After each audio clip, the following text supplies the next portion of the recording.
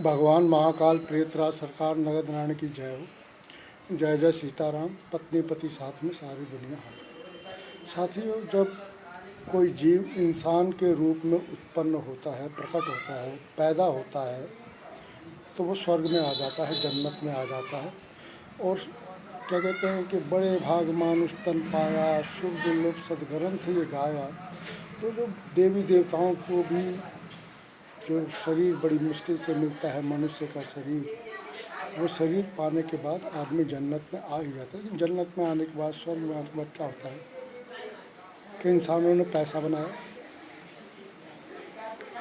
और कानून बनाया। हर इंसान ने अपना अपना कानून बना रखा है। आप जिसके भी पास जाओगे वो अपने कानून बताएगा, और यदि आप उसके कानून को मानते हैं तो वो आपसे सहमत है। और यदि आप अपना कानून बनाना चाहते हैं, बना के उसे डराते हैं, धमकाते हैं, और वो आपसे तगड़ा है, तो आपके कानून को नहीं मानेगा। लेकिन भगवान जो हैं वो जानते हैं कि मैंने इस जीव को, इस इंसान को किस लिए पैदा किया है। और जो भी इंसान, जैसे मैं एक रामचरितमानस का आपको बताता हूँ कि जब राम जी का राज तिलक होना था तो सभी देवी देवता माता सरस्वती के पास गए। कहते माँ, यदि राम जी का राज तिलक हो गया तो फिर इन राक्षसों का अंत कौन करेगा। तो इनका राज तिलक ना होने दे, कोई ऐसा उपाय करे।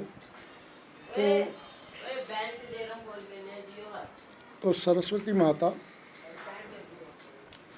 जो थी, उन्होंने मंत्रा को देखा और मंत्रा का दिमाग फेर दिया। और रातों रात में मंत्रा ने ऐसा षड्यंत्र रचा के कैकेयी के द्वारा कि राम जी को वनवास हो गया।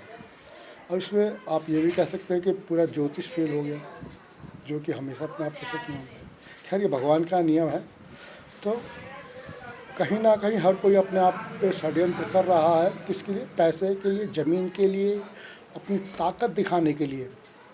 और अपनी ताकत दिखाने के लिए वो जो कुछ भी करता है ना, तो एक जो बहुत ही डरपोक, बहुत ही कमज़ोर आदमी होता है, वो दीनहीन, गरीब, निर्बल होता जाता है।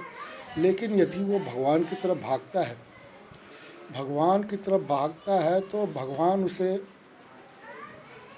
उसमें समा जाते हैं। भगवान उसमें समा के उसको ऐसा ज्ञान दे देते हैं, ऐसा ज्ञान देते हैं जो कि ना तो संस्कृत के मंत्र हैं, ना ही कोई कानून।